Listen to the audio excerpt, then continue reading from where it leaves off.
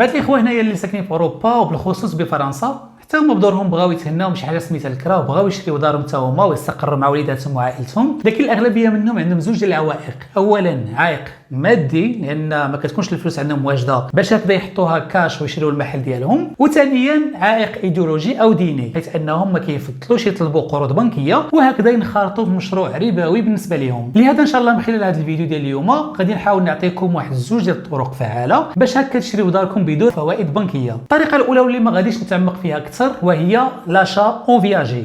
نشرحوا شنو هو هذا لاشا اون فياجي. كتكونوا هكا سوغ انترنت كتقلبوا في لي زانونس ايموبيليير، يعني لي سيت اللي كيديروا الناس فيهم لي زوفر ديال الديور اللي كيبيعوهم، حتى كطيحوا في واحد لانونس مثلا ديال دار كيبيعوها اون فياجي. غالبا اللي كيكتب هذا لانونس ديال الفياجي كيكونوا ناس كبار في السن عندهم ولادهم كبار كل واحد مدبر على راسو، ولا اصلا ما عندهمش الاولاد كيقولوا بلي حنايا دابا الا متنا الدار غتبقى غير هكاك غتديها الدوله، علاش ما نبيعوهاش اون فياجي؟ شنو كيعني هذا الشيء؟ مثلا انت كمشتري كتمشي عندهم كتقول لهم بغيت نشري الدار ديالكم، كيقول لك واخا ولكن بشروط. الشرط الاول هو تعطينا واحد الحلاوه في الاول كيسميوها بالفرنسيه بوكي، واحد النصيب ديال الفلوس كتحطوه كاش، غالبا ما كيكونش كثير بزاف، ومن بعد كتبقى تعطينا واحد النصيب شهري ديال الفلوس نعيشوه به حتى نموتوا. نهار اللي نموتوا الدار كترجع بالاسم ديالك وكترجع للملك ديالك. قلت لكم دابا بلغه الارقام باش تفهموني اكثر. مثلا الدار الثمن ديالها 100,000 اورو، كيقول لك عطينا 20,000 اورو في الاول كبوكي او حلاوه، ومن بعد كتعطينا 1000 اورو شهريا حتى نموتوا. وكما قلت لكم نهار اللي كيموتوا الدار ديالهم كترجع الدار ديال المشتري. وكاين واحد النوع ديال البائعين اللي ما كيطلبوكش البوكي، كيقول لك ابتداء مثلا من لا سيناتور ديال الكونطرا غتبقى تعطينا واحد النصيب شهري حتى نموتوا. نهار اللي نموتوا الدار راه دارك.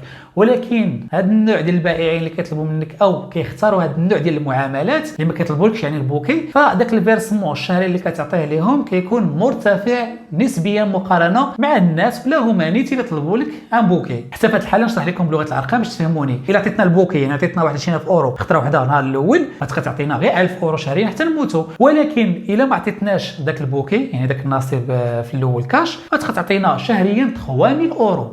قلت لكم انا 3000 اورو هذا غير مثال، يقدر يكون اكثر ربما يقدر يكون قل، كيبقى داك الشيء كيسيون ديال النيغوسياسيون ديالك معاهم. دونك جيسبر تكونوا فهمتوني شنو بغيت نوصل لكم. هذا الشيء كيتعلق بكل بائع والشروط اللي كيحددها. دونك اون غرو هذا هو الفياجي.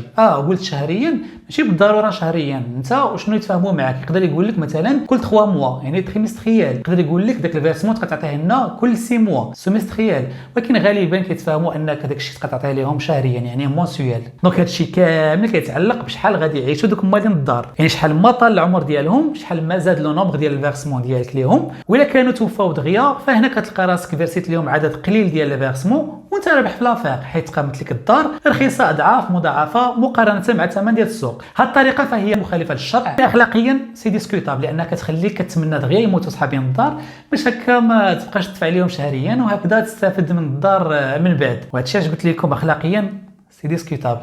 دابا ندوزو للطريقه الثانيه باش تشريو داركم بدون ربا او فوائد بنكيه. هاد الطريقه او الكونسيبت سميتو لاشا او لا فونت ا تيرم ليبر. باش كتختلف هاد الطريقه على الطريقه الاولى، فقلنا في الطريقه الاولى ان البائع كيبقى ساكن في الدار ديالو وانت كتعطيه واحد النصيب شهري ديال الفلوس حتى يتوفى، ونهار اللي يتوفى فالدار ديالو كترجع للملك ديالك. لكن في هاد لاشا او لا فونت ا تيرم ليبر فلي كلي ديال الدار ديالك كتاخذهم مباشره بعد لا سينياتور ديال الكونطرا. ولكن هنا في هاد الحاله داك البوكي اللي تكلمنا عليه يعني الحلاوه او داك الشيء اللي كتحطوه كاش في الاول سي اوبليغاتوار، والثمن ديالو كيحددوا لك البائع، يعني كتفاهم انت والبائع على داك الثمن او داك الكاش او داك البوكي. والباقي ديال الثمن ديال الدار فكيقسموا لك لدفعات بطبيعه الحال لواحد المده معينه. حتى في هذه الحاله نشرح لكم بلغه الارقام باش تفهموني اكثر. مثلا الدار الثمن ديالها 100,000 اورو، كيقول لك خاصك تعطيني مثلا 20,000 اورو كاش يعني هو البوكي اللي تكلمنا عليه، و80,000 اورو اللي باقي عليك غادي نقسمها لك مثلا دفعات لمده 3 سنين ولا 4 سنين ولا 5 سنين، المهم كتفهموا على المده. يعني نفس السيستم اللي كديروا مع لا بنك، غير هنايا ما كان لا بنك لا والو، انما التعامل ديالك كيكون مباشره مع البائع. كتقول لي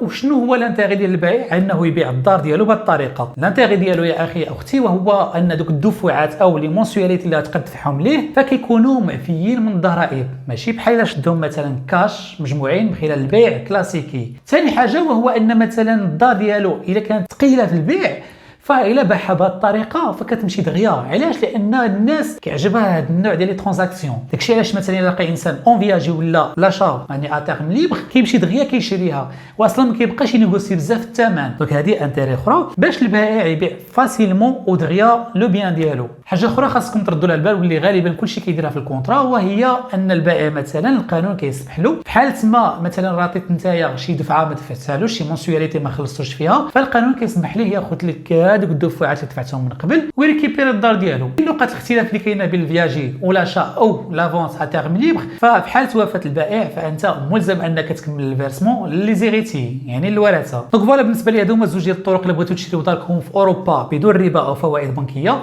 كما قلت الا بغيت نلخص لكم هادشي كامل اللي قلتوه في زوج ديال الاسطور، كاين شي حاجه سميتها الفياجي، كاين شي حاجه سميتها لاشا ا تيرم ليبر. بالنسبه للفياجي كما شرحتو هو انك كتشري الدار ولكن مولاها كيبقى ساكن فيها وانت كتبقى تعطيه واحد النصيب شهري باش يعيش حتى يتوفى، ونهار اللي يتوفى الدار كترجع دارك. هذا بالنسبه للفياجي. بالنسبه للطريقه الثانيه ديال لاشا ا تيرم ليبر ففي هذه الحاله كتشري الدار ولكن كتاخذ لي كلي نهار لا سينياتور ديال الكونطرا. غير شنو هي؟ سي اوبليغاتوارمون انك تخلص واحد البوكي يعني واحد الكاش، واحد الثمن، واحد النصيب كتحطو كاش، والباقي ديال الثمن كيقسموا لك البائع لدفعات لواحد المده معينه اللي كتفاهموا عليها بطبيعه الحال. وباش تعرفوا لي زانونس او لي زوفر اللي كاينين في المدينه ديالكم ولا المنطقه ديالكم فيكفي انكم تدخلوا جوجل وتكتبوا مثلا اوفر فياجي المدينه ديالكم ولا انونس فونت تيرم ليبر وتكتبوا قدامها المنطقه ديالكم، وهكذا غادي يخرج لكم كاع لي زانونس اللي كاينين. سينو تقدروا تدخلوا هذا لو سيت اللي كتشوفوه دابا قدامكم فربما تلقاو شي اوفر اللي انتريسيكم. فوالا خوتي هادشي اللي كاين، نتمنى انكم استفدتوا من هذا الفيديو ديال اليوم. تحياتي اليكم.